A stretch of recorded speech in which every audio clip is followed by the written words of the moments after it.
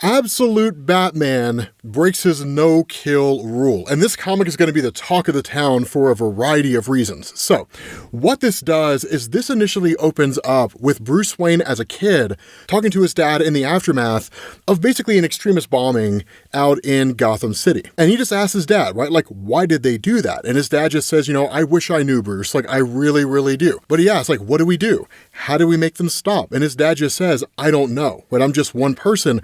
I don't know how to fix the world, but I know what I'm good at, which is teaching. And he says, every student I meet, I know I have a chance to make a difference in their life. So maybe someday, one of my students won't make the same mistake these people made. And then he says, what about you, kiddo?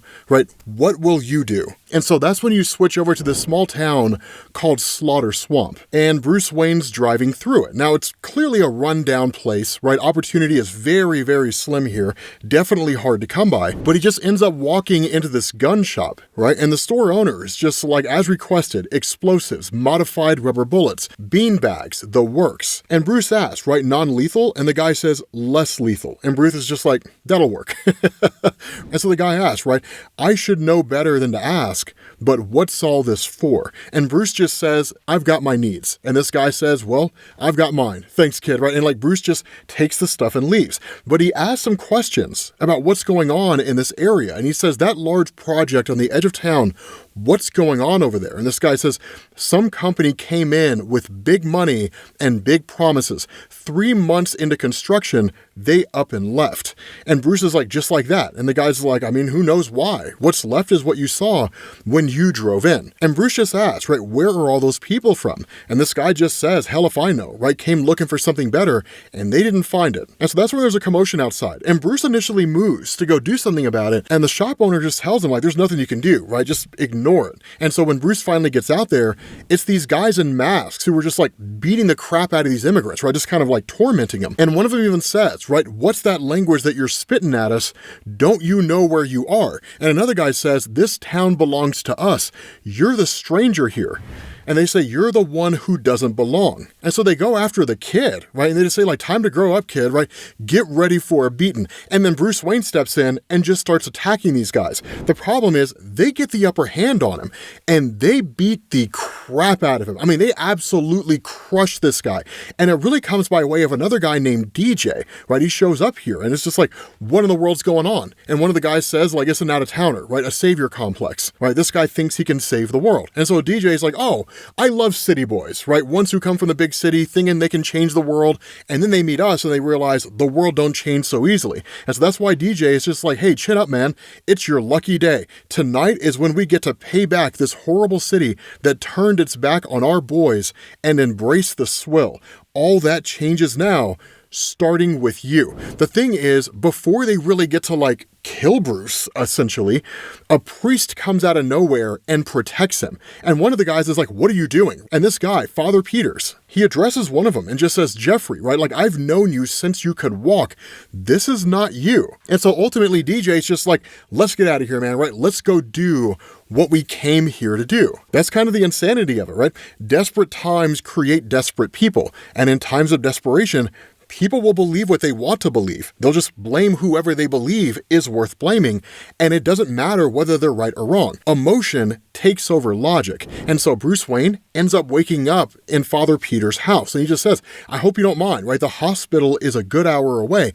They really got you and us pretty good. And so Bruce just kind of looks at this photo that this guy has, where he's essentially a protester. And Bruce just asks him, right, is this you? And Father Peter says, a long time ago now. I made a lot of friends during that time, all of us chasing peace. Basically, it seemed like a never-ending journey, which is true, right? Essentially the human condition. You put 5 people in a room and you leave them there long enough, they're going to start finding problems with each other. And so Bruce just asks, right, the tattoo on those guys' arms, what does it mean? And Father Peters just says, 6 months ago, we had an outsider come, right? He was recruiting, and I don't know much about him except that he's been filling the holes in the hearts of our boys. Of all the men here, really, he's given them a dark place to go. And Bruce just asks, asks. They said something was happening soon. And Father Peters just says the boy and his mother, they're from an encampment. And he says they plan to run them all out of town tonight by any means necessary. And so Bruce is like, not a chance. And so immediately he just like starts putting his clothes back on and then gets out to his truck only to find the whole thing's torched. But the guy asks him, right, like, where are you going? Like, what are you going to do? And Bruce just says, sometimes peace is not an option. Sometimes words don't work. And so what ends up happening is you have like DJ and all these supremacist guys, and cops just kind of show up and they're just sort of like, hey man, you know we can't let you do this. And then they all kind of start sharing a laugh because they're clearly all in on it together. The cops put on their masks to hide their face, and then DJ's just like, let's go, right? And they immediately go after the encampment and just start beating the crap out of everyone they find. Every immigrant they find gets the absolute tar beat out of them. And he just says things, right? Like, do you see us? Do you see me? I am the new truth. I am power.